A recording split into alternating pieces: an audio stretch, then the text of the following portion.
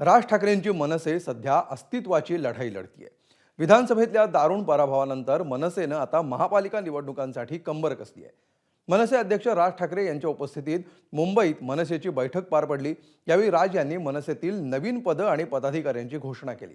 त्यामुळे या पक्षांतर्गत बदलांमुळे महापालिका निवडणुकीमध्ये नवसंजीवनी मिळणार का, हे नेमके बदल काय आहेत, राज यांनी कुणाला कोणती जबाबदारी दिली आहे, जाणून घेऊया या स्पेशल रिपोर्टमधून।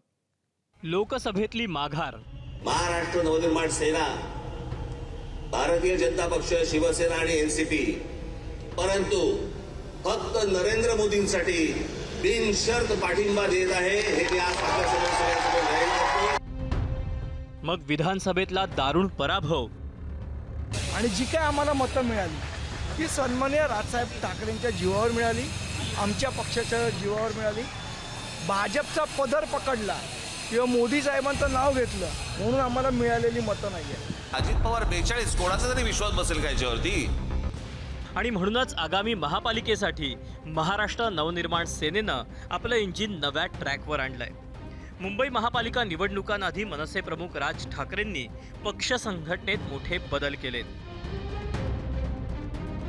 आज पहिल्यांदा सर्वप्रथम मी मुंबईच्या शहर अध्यक्षपदाचं नाव जाहीर करतोय।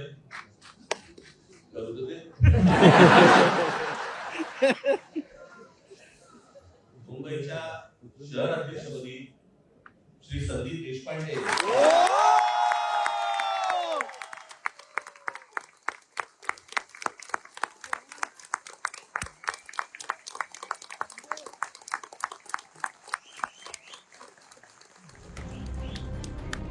राज ठाकरेंनी पक्षातील संघटनात्मक बदल आणि रचना जाहीर केली।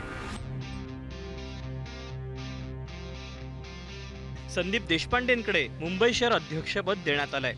यशवंत किल्लेदार हे दक्षिण मुंबई शहर उपाध्यक्ष असतील, तर कुणाल माइंडकर यांच्याकडे पश्चिम उपनगर शहर उपाध्यक्ष पदाची जबाबदारी असेल, तर योगेश सावंत पूर्व उपनगर भागाचे शहर उपाध्यक्ष असतील।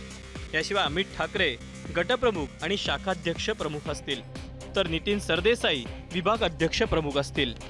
बाळा नांदगावकर आणि अविनाश अभ्यंकर पक्षाच्या केंद्रीय समितीवर असतील। महाराष्ट्र नवनिर्माण सेनेच्या इतिहासात पहिल्यांदा मुंबई शहर अध्यक्षपद निर्माण केलं आणि ती जबाबदारी मला दिली, त्यामुळे आनंद तर आहेच, पण त्याबरोबर एक प्रकारच्या जबाबदारीची जाणीवसुद्धा आहे, थोडं टेन्शनसुद्धा आहे, पण जिद्द पण आहे की निश्चितपणे एक चांगला परफॉर्मन्स मनसेचा हा येणाऱ्या मुंबई महानगरपालिका दिसेल।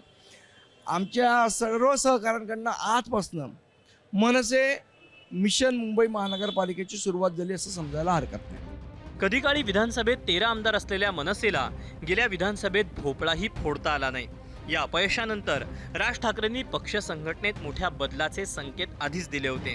त्याप्रमाणे मनसेची वाटचाल सुरू झाल्याचं दिसतंय। महापालिका नाही, परंतु असं राजसाहेबांनी सांगितलेलं आहे की आत्ता त्यांनी मुंबई आणि ठाण्याच्या याद्या जाहीर केलेल्या आहेत आणि येणाऱ्या काळामध्ये उर्वरित संपूर्ण महाराष्ट्राचा, पुणे असेल, नाशिक असेल, इतर सर्व जिल्हे असतील, ह्याच्या याद्या जाहीर केल्या जातील। शेवटी कसं आहे, हा विषय अविनाश अभ्यंकरांचा नाही आहे, तर राजसाहेबांपासून ते महाराष्ट्र सैनिकांपर्यंत, ते मुंबईच्या जिथे महानगरपालिका आहे त्या सर्व महानगरपालिकेमधील जनता आहे, त्या जनतेपर्यंत, महाराष्ट्र सैनिकांपासून ते राजसाहेबांपर्यंत आम्ही सर्वजण जाणार आहोत। राजसाहेबांचे विचार, राजसाहेबांनी आजपर्यंत घेतलेले निर्णय आणि एका साईडला पक्षीय रचना जी असेल ह्याचा संपूर्ण मेळ उत्तमरित्या राखून तुम्हाला दिसेल की जबाबदारी प्रत्येकावरती आहे। राज ठाकरेंचा महाराष्ट्र नवनिर्माण सेना हा पक्ष स्थापन होऊन 19 वर्ष लोटली, पण अजूनही सत्तेचा सूर तर सोडाच, आपलं अस्तित्व टिकवणंही मनसेसाठी आव्हानात्मक बनलंय। राज ठाकरेंच्या सभांना तोबा गर्दी होते, मात्र या गर्दीचं मतात रूपांतर करण्यासाठी राज ठाकरे आणि त्यांचा पक्ष नेहमीच अपयशी ठरलाय। त्यामुळे आता पालिका निवडणुकांच्या आधी मनसेनं संघटनात्मक बदल करायचं ठरवलंय खरं, पण हे बदल महापालिका निवडणुकीत मनसेच्या यशाची खात्री देणार का, हे पाहणं तितकंच महत्त्वाचं ठरेल। ब्युरो रिपोर्ट, एबीपी माझा।